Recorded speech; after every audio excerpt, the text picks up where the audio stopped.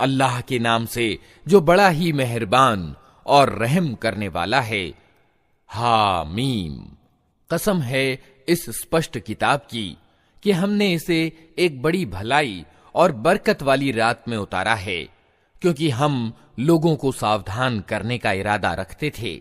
ये वो रात थी जिसमें हर मामले का तत्वदर्शिता युक्त निर्णय हमारे आदेश से प्रचलित किया जाता है। हम एक रसूल भेजने वाले थे तेरे रब की दयालुता के रूप में। निश्चय ही वो सब कुछ सुनने और जानने वाला है। आसमानों और जमीन का रब और हर उस चीज का रब जो आसमान और जमीन के बीच है। यदि तुम लोग वास्तव में विश्वास रखने वाले हो, कोई माबूद यानी आराध्य उसके सिवा नहीं है। वही जीवन प्रदान करता है और वही मृत्यु देता है। तुम्हारा रब तुम्हारे उन पूर्वजों का रब जो पहले गुजर चुके हैं, किंतु वास्तव में इन लोगों को विश्वास नहीं है, बल्कि ये अपने संदेह में पड़े खेल रहे हैं। अच्छा, प्रतीक्षा करो उस दिन की जब आकाश प्रत्यक्ष धुआं लिए हुए आएगा और वो लोगों पर छा जाएगा। ये है दुखदायिनी यातना। अब कहते हैं कि पालनहार हम पर से ये यातना टाल दे, हम ईमान लाते हैं। इनकी बेसुधी कहां दूर होती है।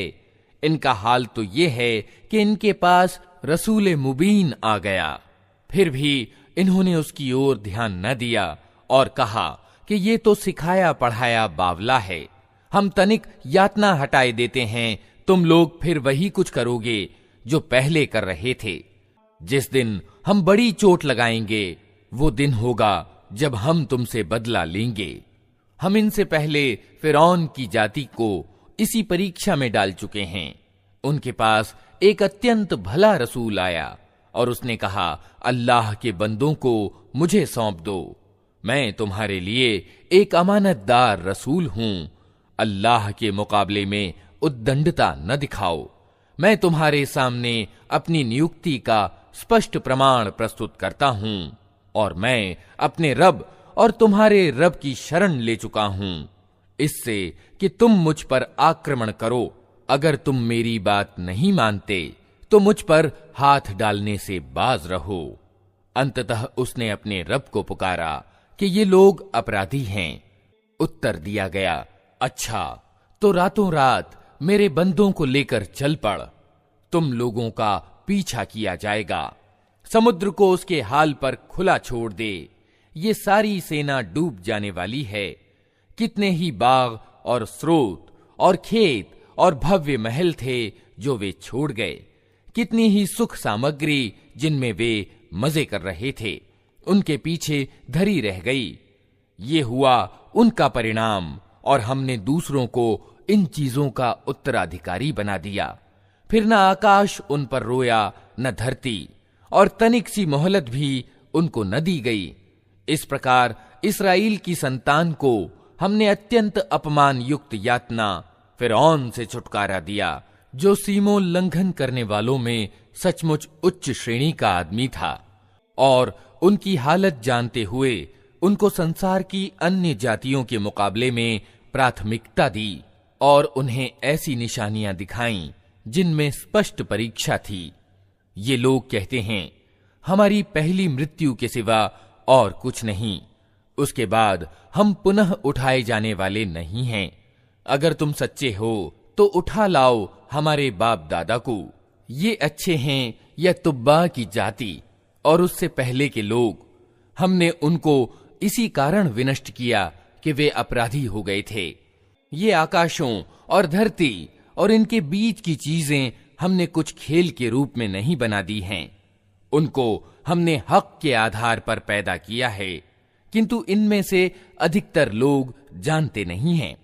इन सब के उठाए जाने के लिए निश्चित समय, निर्णय का दिन है। वो दिन जब कोई अपना निकटतम व्यक्ति अपने किसी निकटतम के कुछ भी काम ना आएगा और न कहीं से उन्हें कोई सहायता पहुंचेगी, सिवाय इसके कि अल्लाह ही किसी पर दया करे। वो प्रभुत्वशाली और दयावान है। ज़क्कूम यानी थूहड़ का पेड़ गुनहगार का खाना होगा, तेल की तलछट जैसा। पेट में वो इस तरह जोश खाएगा जैसे खौलता हुआ पानी जोश खाता है। पकड़ो इसे और रगेदते हुए ले जाओ इसको जहन्नम के बीचों बीच, और उंडेल दो इसके सिर पर खौलते पानी का अजाब यानी यातना। चख इसका मजा, बड़ा जबरदस्त इज्जतदार आदमी है तू। ये वही चीज है जिसके आने में तुम लोगों को संदेह था। अल्लाह का डर रखने वाले निश्चिंतता की जगह में होंगे, बागों और स्रोतों में रेशम और कमखाब के वस्त्र पहने आमने सामने बैठे होंगे। ये होगा उनका गौरव। और हम गोरी गोरी मृगनयनी स्त्रियों से उनका विवाह कर देंगे। वहां वे निश्चिंतता पूर्वक हर प्रकार की स्वादिष्ट चीजें तलब करेंगे। वहां मृत्यु का मजा वे कभी न चखेंगे।